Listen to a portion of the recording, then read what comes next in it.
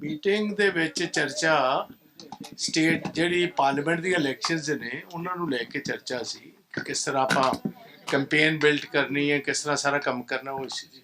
Sir ਕੀ ਕਾਂਗਰਸ ਤੇ Aam Aadmi party ਇਕੱਠੇ ਚੁਣਾਵ ਲੜਨਗੇ? ਉਹ ਅੱਜ ਕੋਈ ਉਹਦੇ ਤੇ ਕੋਈ ਡਿਸਕਸ਼ਨ ਨਹੀਂ।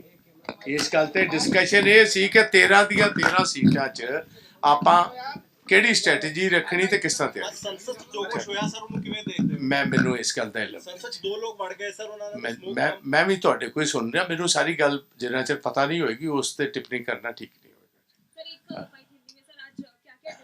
नहीं, डिस्कशन बेसिकली ये था कि पंजाब की आने वाली पार्लियामेंट जो इलेक्शंस है वो सारी की 13 सीटों के लिए अपनी तैयारी रखे।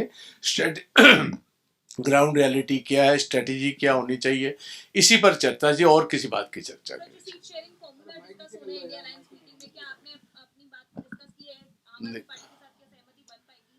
ऐसे है कि इस अलायंस पर तो आज कोई चर्चा ही नहीं थी। आज चर्चा इस बात की थी कि हम 13 की 13 सीटों पर कैसे अपनी तैयारी रखें, क्या पॉलिटिकल हालात हैं सूबे के और कैसे हमने अपनी स्ट्रेटजी क्या रखनी है। तो ये सारी बात इस पर कॉमन बात है। मीटिंग ਦੇ ਵਿੱਚ ਚਰਚਾ ਸਟੇਟ ਜਿਹੜੀ ਪਾਰਲੀਮੈਂਟ ਦੀ ਇਲੈਕਸ਼ਨਸ ਨੇ ਉਹਨਾਂ ਨੂੰ ਲੈ ਕੇ ਚਰਚਾ ਸੀ ਕਿ ਕਿਸ ਤਰ੍ਹਾਂ ਆਪਾਂ ਕੈਂਪੇਨ ਬਿਲਡ ਕਰਨੀ ਹੈ, ਕਿਸ ਤਰ੍ਹਾਂ ਸਾਰਾ ਕੰਮ ਕਰਨਾ ਉਹ ਸੀ ਜੀ। ਸਰ ਕੀ ਕਾਂਗਰਸ ਤੇ ਆਮ ਆਦਮੀ ਪਾਰਟੀ ਇਕੱਠੇ ਚੁਣਾਵ ਲੜਨਗੇ? ਉਹ ਅੱਜ ਕੋਈ ਉਹਦੇ ਤੇ ਕੋਈ ਡਿਸਕਸ਼ਨ ਨਹੀਂ।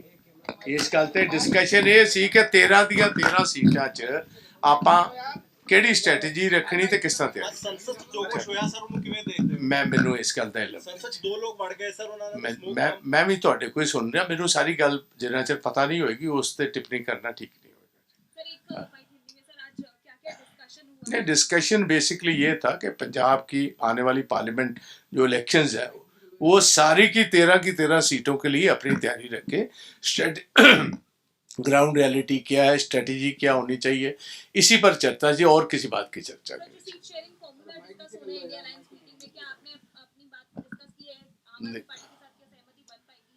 ऐसे है कि इस अलायंस पर तो आज कोई चर्चा ही नहीं थी। आज चर्चा इस बात की थी कि हम 13 की 13 सीटों पर कैसे अपनी तैयारी रखें, क्या पॉलिटिकल हालात हैं सूबे के और कैसे हमने अपनी स्ट्रेटजी क्या रखनी है। तो ये सारी बात इस पर कॉमन बात है।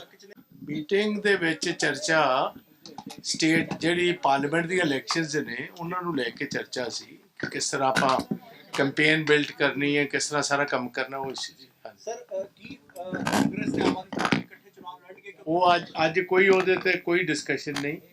ਇਸ ਗੱਲ ਤੇ ਡਿਸਕਸ਼ਨ ਇਹ ਸੀ ਕਿ 13 ਦੀਆਂ 13 ਸੀਟਾਂ 'ਚ ਆਪਾਂ ਕਿਹੜੀ ਸਟ੍ਰੈਟਜੀ ਰੱਖਣੀ ਤੇ ਕਿਸ ਤਰ੍ਹਾਂ ਤੇ ਸੰਸਦ 'ਚ ਜੋ ਕੁਝ ਹੋਇਆ ਸਰ ਉਹਨੂੰ ਕਿਵੇਂ ਦੇਖਦੇ ਹੋ? ਮੈਨੂੰ ਇਸ ਗੱਲ ਦਾ ਇਲਮ ਸੰਸਦ 'ਚ 2 ਲੋਕ ਵੜ ਗਏ ਸਰ, ਉਹਨਾਂ ਮੈਂ ਵੀ ਤੁਹਾਡੇ ਕੋਈ ਸੁਣ ਰਿਹਾ, ਮੈਨੂੰ ਸਾਰੀ ਗੱਲ ਜਿੰਨਾ ਚਿਰ ਪਤਾ ਨਹੀਂ ਹੋਏਗੀ ਉਸ ਤੇ ਟਿੱਪਣੀ ਕਰਨਾ ਠੀਕ नहीं होगा।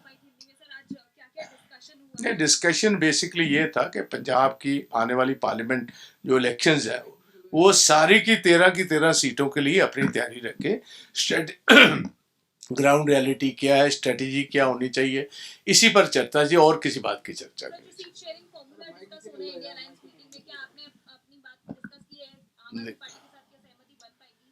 ऐसे है कि इस अलायंस पर तो आज कोई चर्चा ही नहीं थी।